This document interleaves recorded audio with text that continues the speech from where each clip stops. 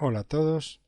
Hasta el momento hemos estudiado un campo de la electricidad llamado electrostática, que se ocupaba en estudiar las cargas estáticas y sus propiedades, las fuerzas eléctricas de atracción o repulsión entre ellas, la intensidad del campo eléctrico que rodea una distribución de cargas estáticas, el potencial de campo eléctrico y diferencia de potencial entre dos puntos del espacio que rodea a un sistema o distribución de cargas estáticas. En fin, hemos estudiado muchas propiedades y conceptos que tienen que ver con cargas estáticas. Y eso era lo que englobaba el campo de la electricidad llamado electrostática. Todos esos conceptos que hemos estudiado hasta ahora son necesarios para comenzar con otro campo de la electricidad que se llama electrodinámica. Pues bien, así como la electrostática se ocupaba de las cargas estáticas, fijas, sin movimiento, la electrodinámica se va a ocupar de las cargas eléctricas en movimiento. Y surge el primer gran concepto de la electrodinámica, el más básico, la corriente eléctrica. En general, la corriente eléctrica podemos definirla como todo movimiento de cargas eléctricas de una región del espacio a otra región del espacio. Eso es el concepto general de corriente eléctrica. Nos vamos a centrar en un tipo especial de corriente eléctrica para iniciar este capítulo, que es la corriente eléctrica que se produce dentro de los conductores eléctricos. Y para eso vamos a recordar que era un conductor eléctrico.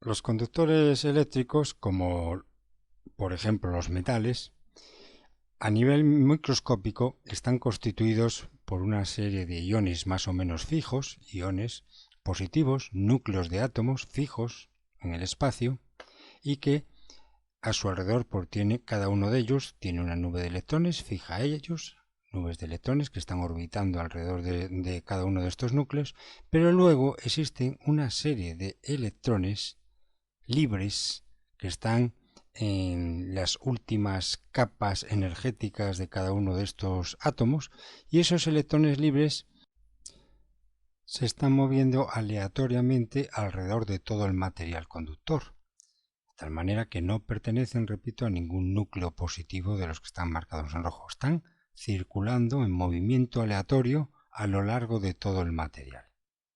De esta forma, si no existiera un campo eléctrico externo ninguno, pues no existe, lo que se dice, no existe un flujo neto de carga en ninguna dirección. No existe un flujo neto de carga de electrones en ninguna dirección. Porque los electrones, repito, todos estos electrones, los electrones libres, se están moviendo aleatoriamente en todas las direcciones del espacio dentro del material conductor. Obviamente no salen del conductor porque sienten, a pesar de ser libres, sienten ciertas atracciones por los núcleos positivos que componen el material. Pero el movimiento, al ser aleatorio de estos electrones, implica que no existe un flujo neto de carga negativa en ninguna dirección, puesto que todos los electrones libres que componen este mar de electrones libres se están moviendo en todas las direcciones del espacio.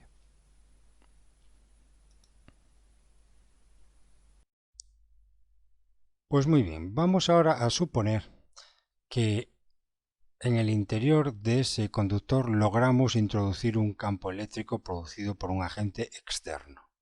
Y le vamos a llamar campo interno E, dirigido en la dirección del conductor y en el sentido, por ejemplo, en este caso, en el sentido de derecha a izquierda. Y lo representamos este campo eléctrico con el vector E que veis aquí en el dibujo. Ya todos debéis saber lo que significa un campo eléctrico.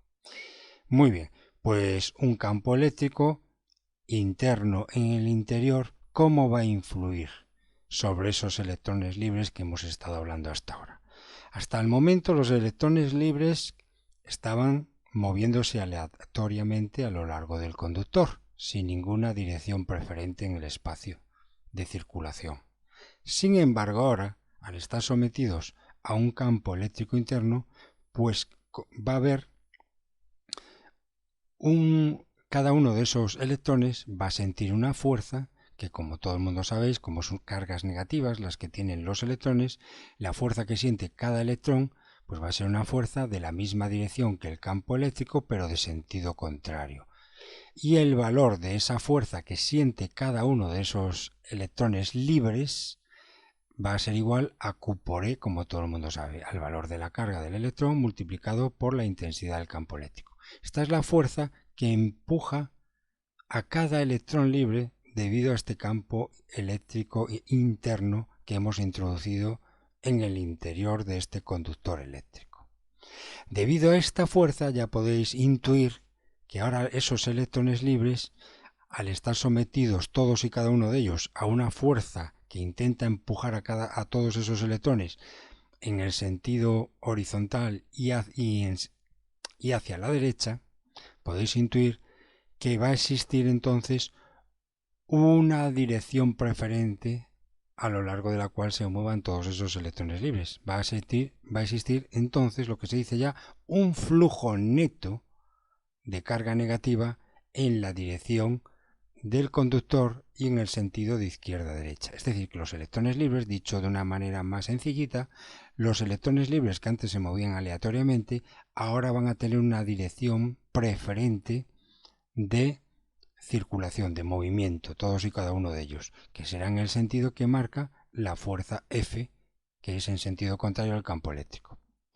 Y entonces sí que va a existir, debido a ese campo interno que hemos introducido en el conductor, ahora sí que va a existir un flujo de carga en una dirección determinada, que en este caso sería en la dirección del conductor y en el sentido de izquierda a derecha, sentido contrario al campo eléctrico E. Pues bien, este flujo de electrones libres que se produce en este ejemplo en el sentido de izquierda a derecha es lo que se denomina corriente eléctrica a lo largo de este conductor eléctrico debido a la existencia de un campo interno en ese conductor. Muy bien, ahora si analizamos la fuerza que siente cada electrón, volvemos a ella. Recordamos que dije que la fuerza era igual a la carga del electrón libre por el campo eléctrico. Bueno, todos sabéis, por conceptos de fuerzas y de dinámica, que si un cuerpo está sometido a una fuerza, sea de la naturaleza que sea, en este caso es una fuerza eléctrica, pero no deja de ser una fuerza, pues este cuerpo, en este caso el cuerpo es un electrón libre, va a sentir una aceleración. Y la aceleración viene dada por la segunda ley de Newton. La fuerza es igual a masa por aceleración. Es decir, que este electrón libre que siente una fuerza que le empuja hacia la derecha, horizontal y hacia la derecha, va en teoría a acelerar. Aceleraría si este electrón estuviera en el vacío y no chocara con nadie. Pero claro, este electrón está inmerso dentro de un conductor eléctrico que recordamos que su estructura a nivel microscópico era esta que veis aquí. Con lo cual, un electrón libre de estos azules que os he escrito por aquí, ese electrón libre, al moverse, podéis imaginar que al moverse o desplazarse hacia la derecha, debido al campo eléctrico interno que hemos introducido dentro del conductor, ese electrón va a estar continuamente colisionando, entre comillas, colisionando con los iones positivos que están más o menos estáticos en el espacio. Los iones positivos que constituyen también parte del material conductor eléctrico. Entonces, por estas colisiones continuas de estos electrones libres que intentan moverse a la derecha pero van chocando continuamente con todos estos iones positivos, debido a estas colisiones, es la razón por la cual llega un momento en que los electrones se mueven hacia la derecha, pero sin acelerarse. Debido a esas colisiones, terminan de adquirir una velocidad más o menos constante de movimiento, más o menos constante, con lo cual la aceleración la podemos considerar despreciable.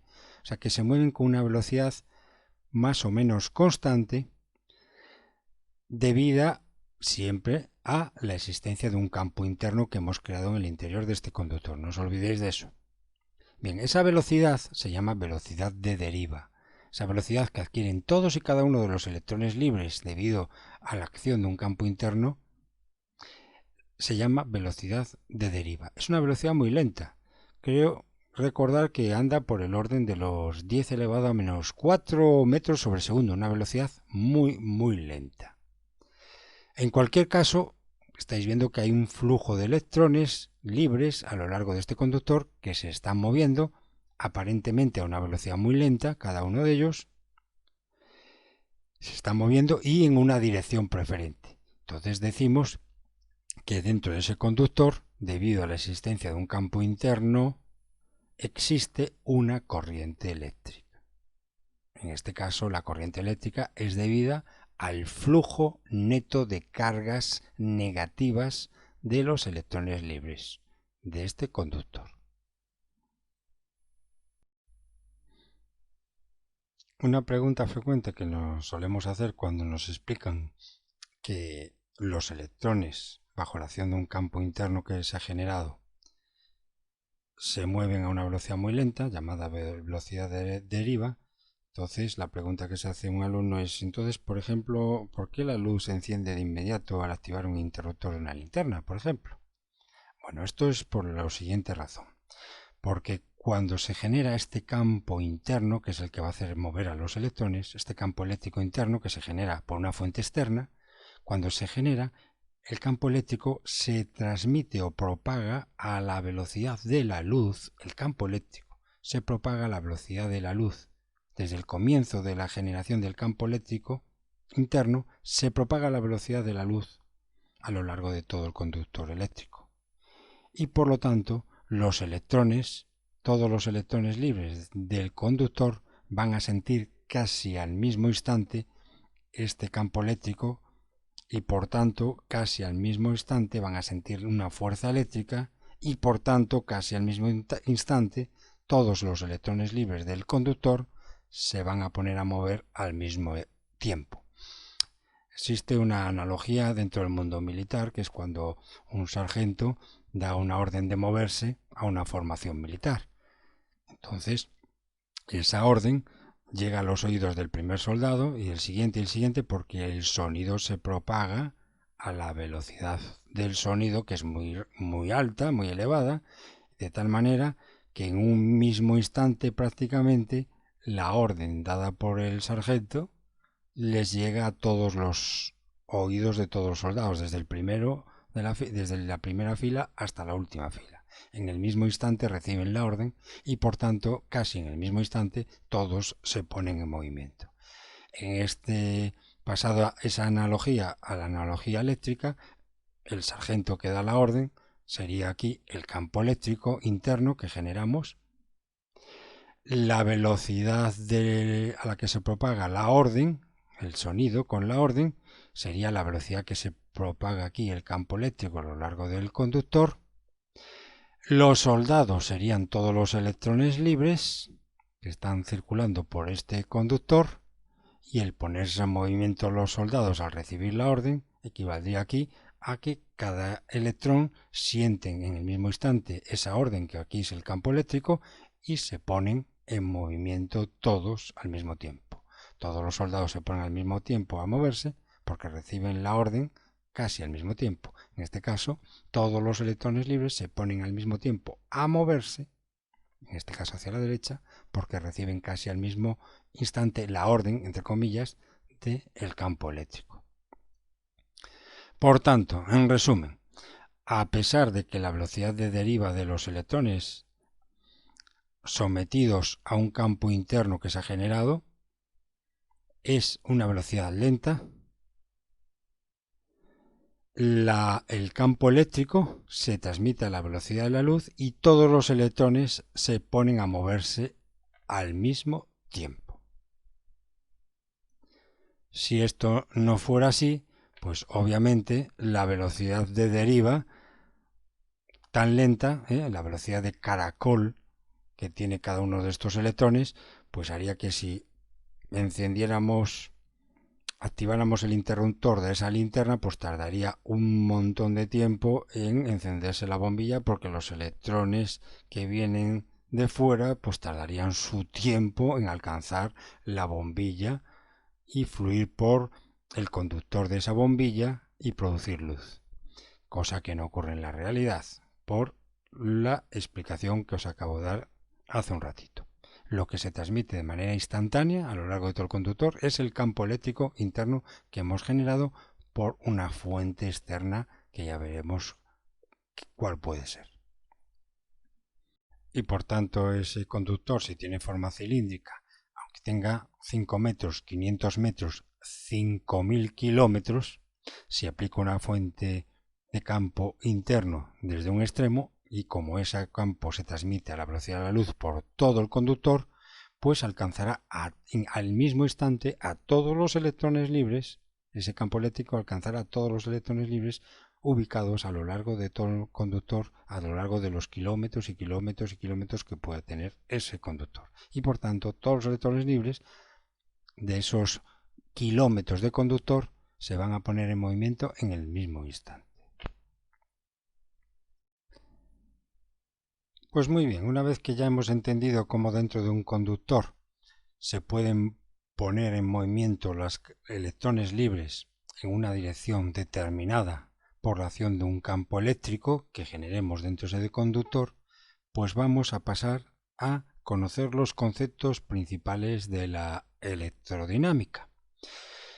Estos conceptos fundamentales nos van a servir pues para resolver circuitos eléctricos y para ser utilizados en diversas materias que tienen que ver con principios eléctricos y aplicaciones electrónicas. O sea que esto es la base para entender dispositivos eléctricos, dispositivos electrónicos que están basados en circuitos eléctricos, los cuales a su vez están basados en estos conceptos básicos que vamos a comenzar a explicaros a continuación.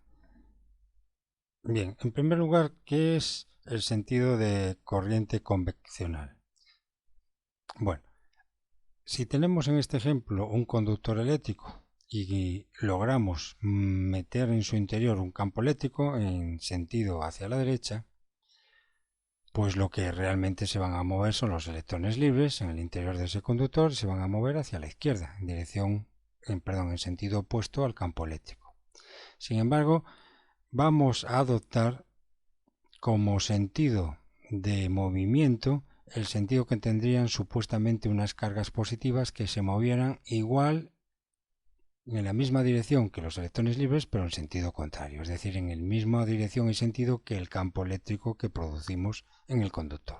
Entonces, eso es lo que se llama el sentido de la corriente convencional, es el sentido del flujo de corriente que tendrían unas cargas positivas libres que se movieran a lo largo de ese conductor eléctrico.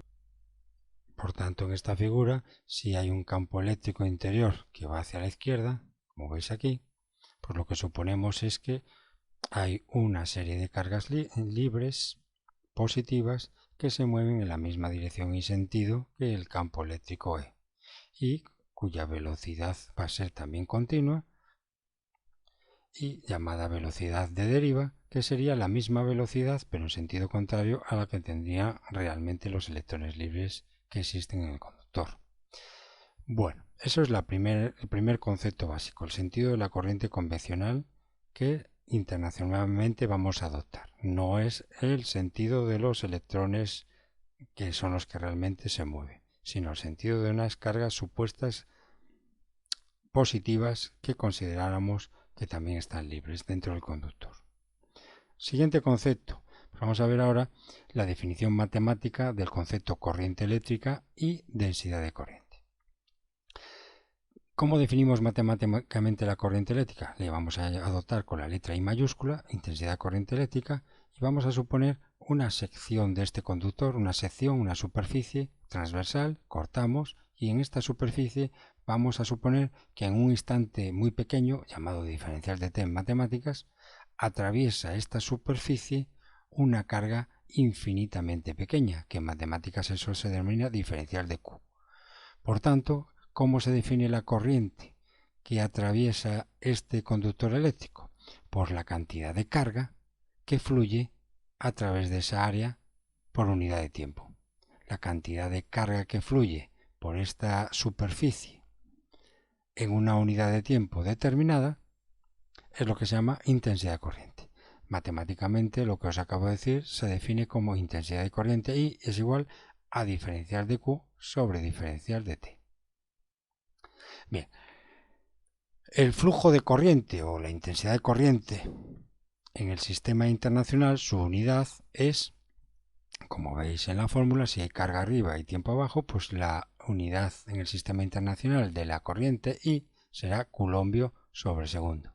Y eso es lo que se denomina amperio o ampere, y que se denomina con la letra mayúscula A. Es decir, que un amperio es igual a un culombio sobre segundo. El amperio es la unidad de medida de la corriente eléctrica en el sistema internacional. Bien, como vemos, la corriente I a través de esta área que veis aquí a la derecha va a depender de la concentración de carga que exista, de carga de electrones libres que exista en el material. Obviamente no es lo mismo que este material conductor sea cobre, que sea aluminio, que sea hierro, en el sentido de que en cada instante la concentración de cargas libres que existe en una determinada zona dentro del conductor pues es diferente dependiendo del material conductor. Por tanto, estamos viendo que esta intensidad de corriente, que es un flujo de carga que atraviesa una unidad de superficie por unidad de tiempo, esa intensidad de corriente va a depender de la concentración de cargas libres que exista en el material en cuestión. Eso le vamos a llamar a esa concentración volumétrica, le vamos a llamar con la letra N. La I depende de la N, de esa concentración, y la N depende del tipo de material. También es lógico pensar que la intensidad de corriente que fluye por esta sección de superficie va a depender de la carga Q de los portadores de carga.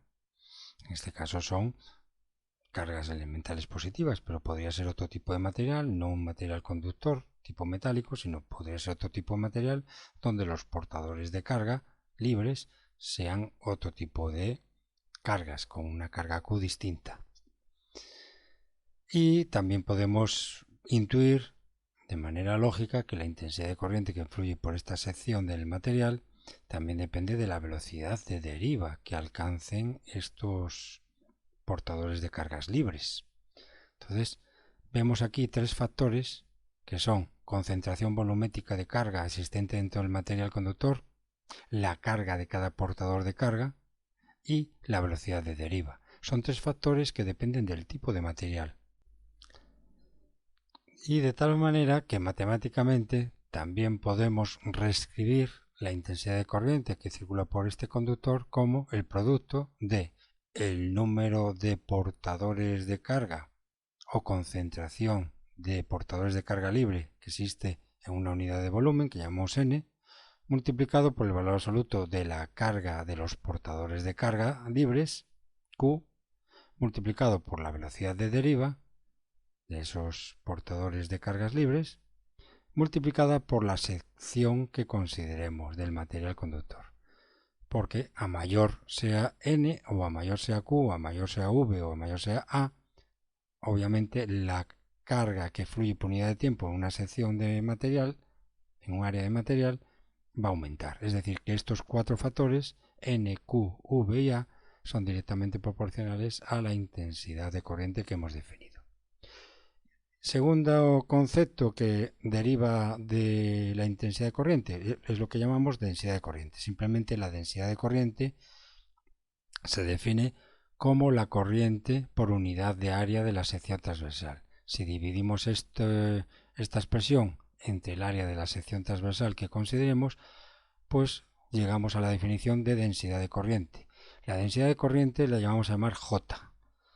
Y esto, como la intensidad de corriente no es una magnitud vectorial, pero la densidad de corriente sí es una magnitud vectorial. Simplemente es el resultado escalarmente de dividir la expresión de la intensidad entre el área, con lo cual desaparece el factor área y le damos un carácter vectorial.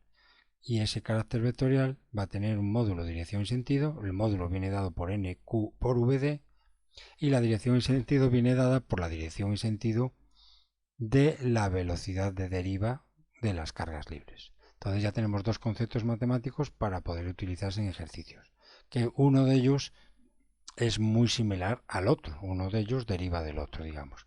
Intensidad de corriente, que no es una magnitud vectorial, es una magnitud escalar, y densidad de corriente, que es la intensidad, repito, es la corriente por unidad de área de sección y tiene carácter vectorial, dirección y sentido el mismo que la velocidad de deriva de las cargas libres. En cualquier caso, tanto la corriente eléctrica como la densidad de corriente son magnitudes directamente proporcionales entre sí, obviamente. Pero la densidad de corriente no depende de la sección del material que tomemos, mientras que la intensidad de corriente sí depende de la sección del material que tomemos en consideración.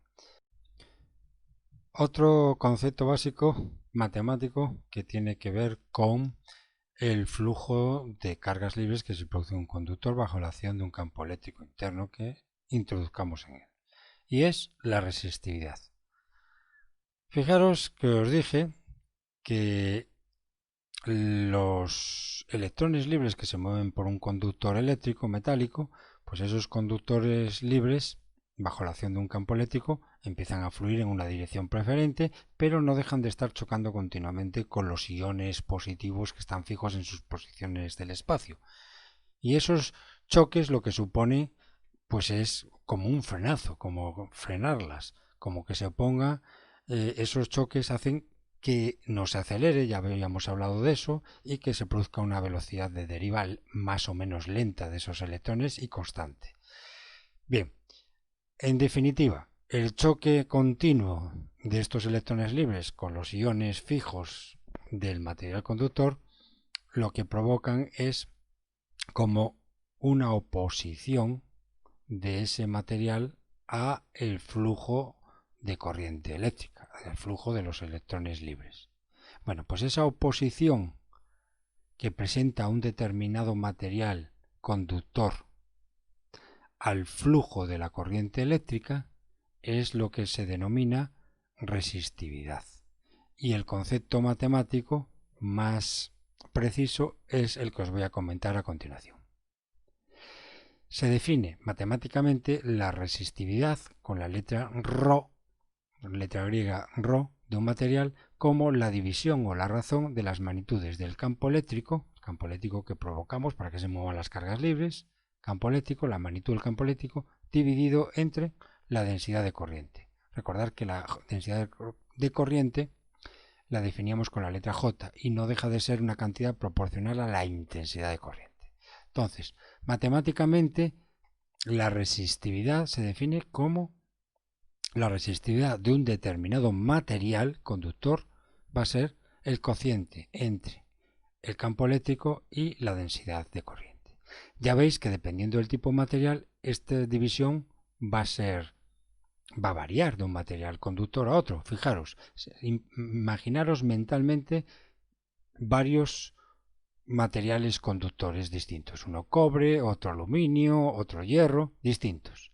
Y que en esos tres materiales, imaginar que los conductores son idénticos físicamente, del mismo tamaño, los tres conductores son idénticos, del mismo tamaño físico, misma forma, etc. Y sobre los tres conductores les aplicamos el mismo campo eléctrico. Obviamente, a nivel microscópico, cada material estará la composición a nivel molecular y a nivel atómica de cada material es distinta y por tanto cada material va a ofrecer una resistencia, una oposición distinta al flujo de corriente. ¿Eso en qué se traduce? Pues se traduce en matemáticamente, como veis aquí, si en los tres materiales aplicamos el mismo campo eléctrico E, en cada uno de ellos el J, que es la densidad de corriente, va a cambiar por ser materiales distintos y a nivel microscópico sus estructuras moleculares y atómicas son distintas y por tanto las oposiciones que presentan al flujo de corriente eléctrica van a ser distintas. Van a oponerse unos más que otros al paso o el flujo de los electrones libres.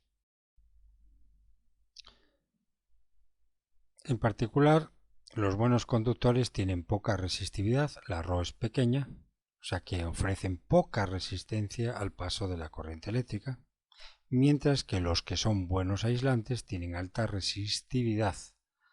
Quiere decir que ofrecen una gran oposición al flujo de corriente eléctrica por ellos. O sea que ya tenemos aquí que los buenos conductores, su resistividad va a ser muy pequeña, mientras que los buenos aislantes, su resistividad va a ser alta. Una gran oposición que ofrecen al paso de la corriente eléctrica. Los buenos conductores, pues ya os voy adelantando que los buenos conductores pues son en general los materiales metálicos, y dentro de ellos, pues por ejemplo el cobre es un muy buen conductor y por eso lo utilizamos fundamentalmente como dispositivo para transportar la corriente eléctrica, como todos ya sabéis, ¿no? Hay otros materiales metálicos que ofrecen menos resistividad que el cobre, pero pueden ser más caros, menos económicos, y por tanto la relación calidad-precio, calidad de conducción-precio del cobre es de los mejores y es el que más se utiliza para construir conductores eléctricos, cableado, lo que llamamos vulgarmente cables eléctricos. Otro tema importante es que la resistividad, aparte de cambiar dependiendo del material, varía. Para un mismo material, imaginar el cable conductor de cobre, para ese mismo material, cobre, la conductividad, recordar, la oposición que ofrece ese cobre a que fluya por él, por su interior, corriente eléctrica, la resistividad va a cambiar con la temperatura. Por lo general, en los metales conductores, la resistividad aumenta, se incrementa con la temperatura. Para cambios pequeños de temperatura, esta variación queda representada aproximadamente por esta ecuación que veis aquí, donde nos dice que la resistividad va a depender de la temperatura a la que esté el material conductor, y esa resistividad va a ser igual a una resistividad a una temperatura estándar que llamamos ρ sub 0 por 1 más alfa por T menos T sub 0, siendo T sub 0 una temperatura de referencia a la cual tiene lugar una resistividad estándar que se llama también ρ sub 0, y para una temperatura ya cualquiera T, distinta de T sub 0, va a incrementarse la resistividad del conductor según esta fórmula. Y esta fórmula, si la representamos gráficamente, una gráfica temperatura-resistividad, pues veis aquí que la resistividad al aumentar la temperatura del material se va incrementando también su resistividad. Como curiosidad os diré que existen dispositivos eléctricos o dispositivos también electrónicos que son muy sensibles a los cambios de temperatura, y entonces hay que mantenerlos fríos, en un ambiente frío, para que esos conductores, sus temperaturas estén frías, estén bajas, y por tanto no afecte a la resistividad que ofrece el material al flujo de la corriente eléctrica por su interior, por esos conductores. De forma más práctica, vamos a utilizar un concepto que está relacionado con la resistividad y que se llama resistencia eléctrica. La vamos a representar con la letra R. Y la resistencia eléctrica es una magnitud que está directamente relacionada con la resistividad o la oposición que ofrece un conductor al paso de la corriente eléctrica.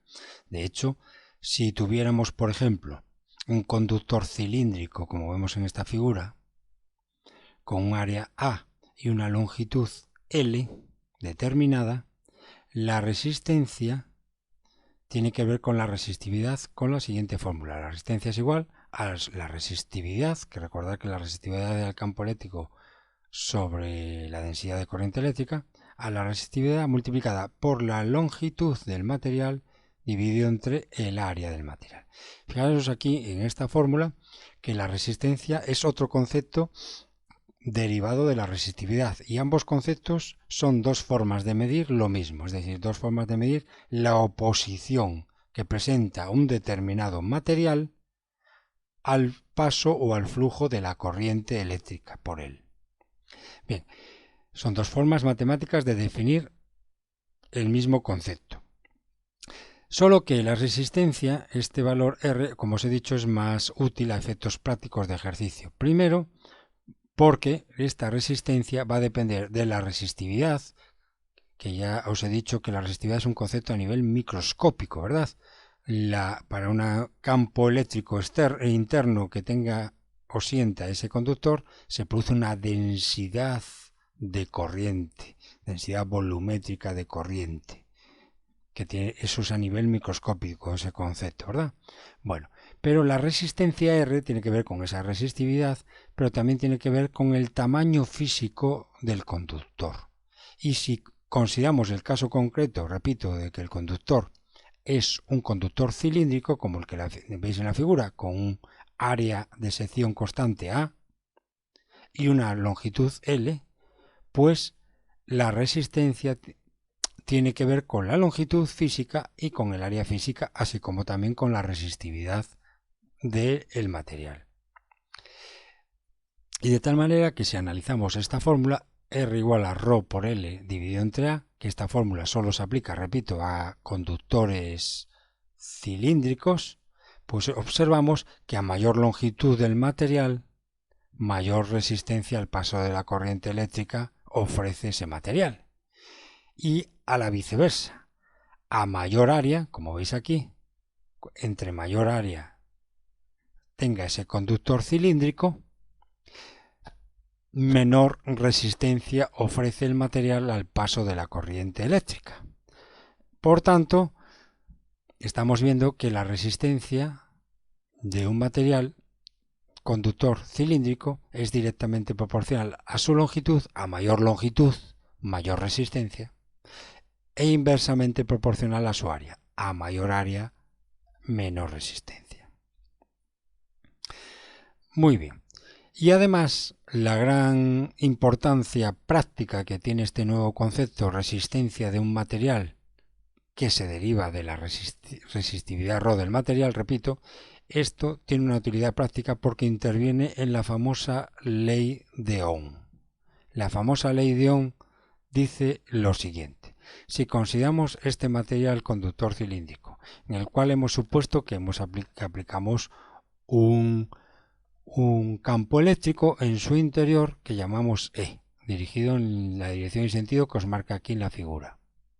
Ese campo eléctrico, como ya todos sabéis, va a producir una intensidad de corriente eléctrica y por tanto una densidad de corriente eléctrica a nivel microscópico llamado J. Tanto J como E tienen la misma dirección y sentido. Bueno, pues debido a este campo eléctrico, ese campo eléctrico, como va a transportar cargas eléctricas desde el punto inicial hasta el punto final de este conductor de longitud L, pues ya sabéis que eso lleva asociado que haya una diferencia de potencial entre un extremo y el otro. Diferencia de potencial que mide, como ya todos sabéis, recordamos, esa diferencia de potencial entre este punto y este punto mide el trabajo que realizaría el campo eléctrico para transportar una unidad de carga positiva del punto A al punto B. Eso es lo que marca la diferencia de potencial entre estos dos puntos. La caída de potencial entre esos dos puntos.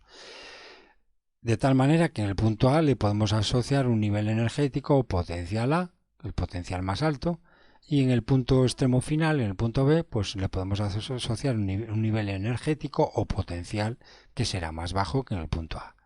Pues la diferencia de potencial entre estos dos puntos mide, como ya todos sabéis, el trabajo que efectuaría este campo eléctrico interior para transportar la unidad de carga positiva desde el punto A hasta el punto B.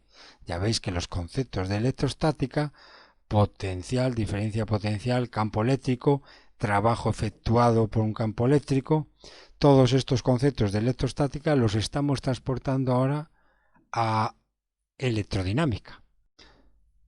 Pues bien, ya sabemos que este material conductor ofrece una resistencia R al paso de la corriente eléctrica que tiene que ver con la resistividad del material, la longitud de este conductor y el área, para un caso de conductor cilíndrico. Si fuera otro tipo de conductor distinto, con dimensiones físicas diferentes, la fórmula sería de otra manera, claro está. Pero siempre la resistencia, tener en mente que depende de la resistividad del material y de las características o dimensiones físicas que tenga el material.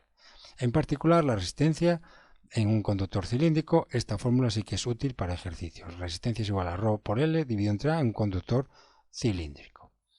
Bueno, ya sabemos que la resistencia de qué depende.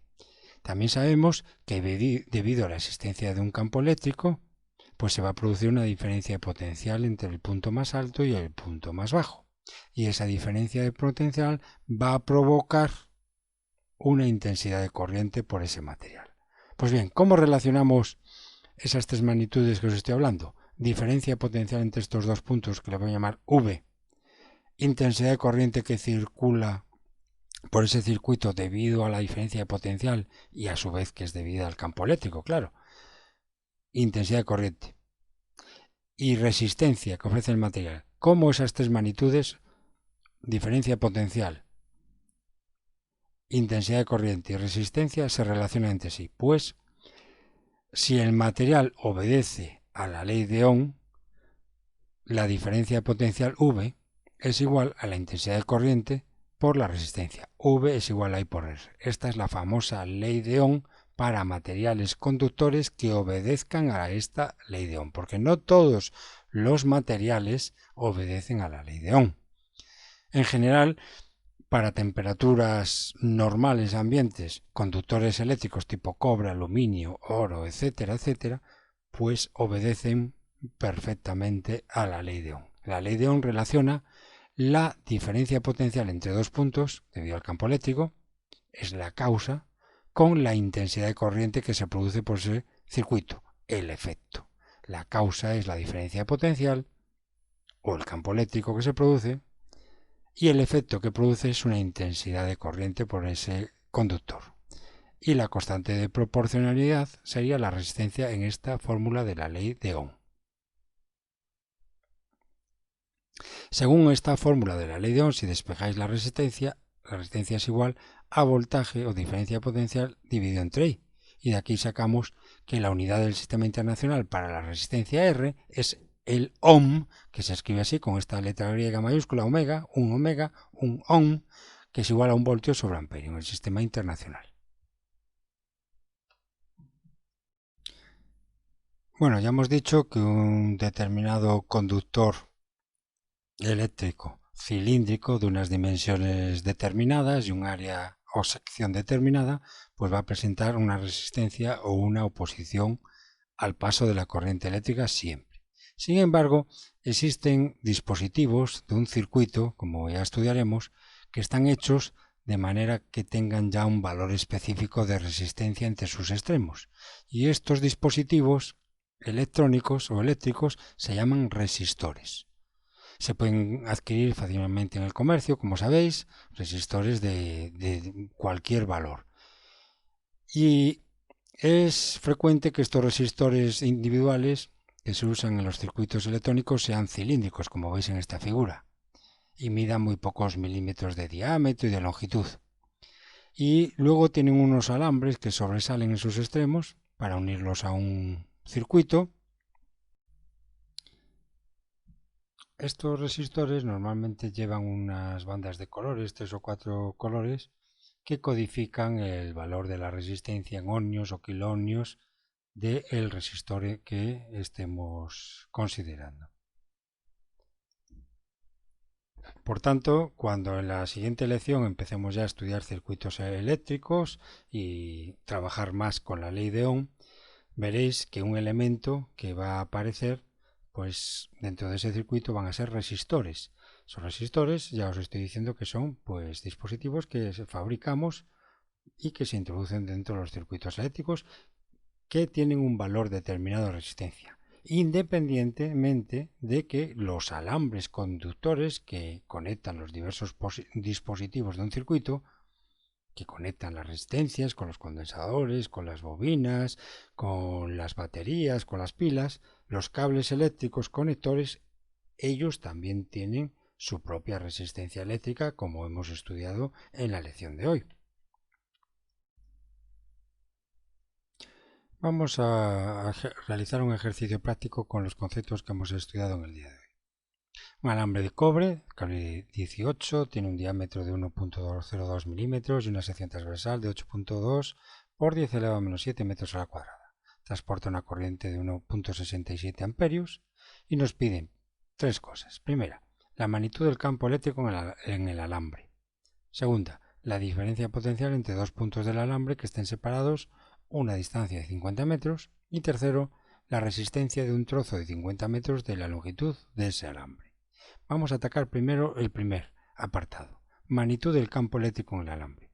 La magnitud del campo eléctrico, utilizamos la fórmula que relaciona la magnitud del campo eléctrico con la resistividad del material con la densidad de corriente en un conductor cilíndrico, que era E igual a ρ por J. Ρ es la resistividad. Como es material cobre, nos están diciendo que es de cobre, vamos a una tabla y nos da que la resistividad del cobre es 1.72 por 10 a la menos 8 ohmios por metro. Miren la unidad de medida de la resistividad. Eso se saca de la fórmula correspondiente definitoria de la resistividad. Ohmios por cada metro.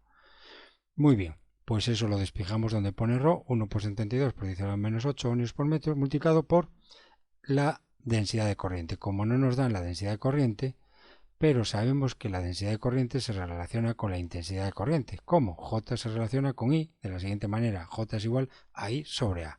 Pues ponemos en la fórmula, en vez de J, I sobre A. Y la intensidad de corriente sí que nos la da el ejercicio. 1.67 amperios en el sistema internacional todo, ohmios, metros, amperios, dividido entre el área. Y el área de la sección también nos las está dando, que es 8.20 por 10 a la menos 7 metros al cuadrado. Como todas las unidades ya están en el sistema internacional, podemos ya operar con los datos numéricos y el resultado sería que el campo eléctrico existente en el interior de ese alambre cilíndrico tiene como valor 0.0350 voltios sobre metro. El segundo apartado nos pide la diferencia de potencial entre dos puntos del alambre que estén separados una distancia de 50 metros. Como recordamos, la diferencia potencial está dada por la caída de potencial entre los dos puntos extremos de ese alambre cilíndrico. Es el trabajo que realizamos sobre la unidad de carga que realiza el campo eléctrico para transportar la unidad de cargas desde un punto a otro.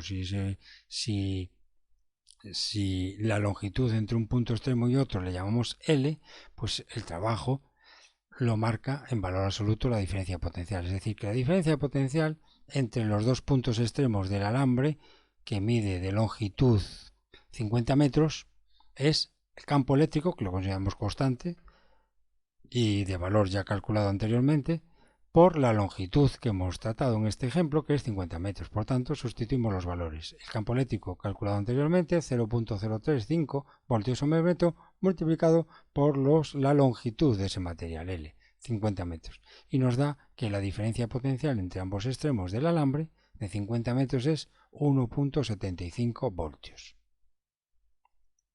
Y por último nos pide la resistencia de un trozo de alambre de 50 metros también, como en el apartado anterior, longitud 50 metros de ese alambre. Entonces, si nos pide la resistencia R y ya tenemos la diferencia potencial entre ambos puntos de la misma longitud de cable, que son 50 metros para ambos ejercicios, pues como tenemos el V calculado arriba, que es 1.75, la resistencia se relaciona con la diferencia potencial mediante la famosa ley de Ohm, que dice que la resistencia es igual a la diferencia potencial, que llamamos V, dividido entre la intensidad de corriente que circula por ese tramo de 50 metros de alambre de cobre. Entonces V es igual a 1,75 dividido entre 1,67 amperios, 1,75 de aquí arriba y 1,67 de todo el ejercicio, y esto nos da la resistencia en el sistema internacional 1.05 ohmios. Y dice aquí, para comprobar el resultado este último de resistencia, podríamos calcular la resistencia por otro camino distinto, por esta fórmula. La resistencia es igual a la resistividad por la longitud dividido entre el área. Si sustituimos la resistividad por 1,72 por 10 a la menos 8 ohmios por metro, la longitud 50 metros y el área 8.2 por 10 a la menos 7 metros, llegamos a la misma conclusión. Es otra forma de calcular la resistencia que ofrece al paso de la corriente este alambre de cable de cobre cilíndrico. Bueno, pues resumiendo, en esta lección hemos estudiado todos los conceptos y propiedades que regulan el movimiento de cargas dentro de un conductor eléctrico y unas magnitudes que definen cómo se mueven esas cargas, cómo se mueven esas cargas libres. Y esas magnitudes al final las hemos condensado en tres principales: intensidad, resistencia y diferencia de potencial, las cuales se relacionan por la ley de Ohm en ciertos conductores. En la siguiente lección ya trataremos una aplicación práctica de lo que hemos estudiado en la lección de hoy, que es aplicarlo para circuitos de corriente directa. Vamos a aplicar los conceptos de corriente, resistencia, diferencia potencial y la ley de Ohm para circuitos de corriente directa. Vamos a ver las leyes que regulan estos circuitos, como son la ley de Ohm, la que hemos ya hablado hoy, la vamos a volver a repetir, la ley de Ohm, para analizar estos circuitos de corriente directa, así como otras leyes que son las leyes de Kirchhoff. Y de esa manera entraremos en la aplicación práctica más importante por el momento de la lección de hoy, que es aplicar todos los conceptos a circuitos de corriente directa. Bueno, pues nos vemos en la siguiente lección. Muchas gracias por vuestra atención y hasta la próxima.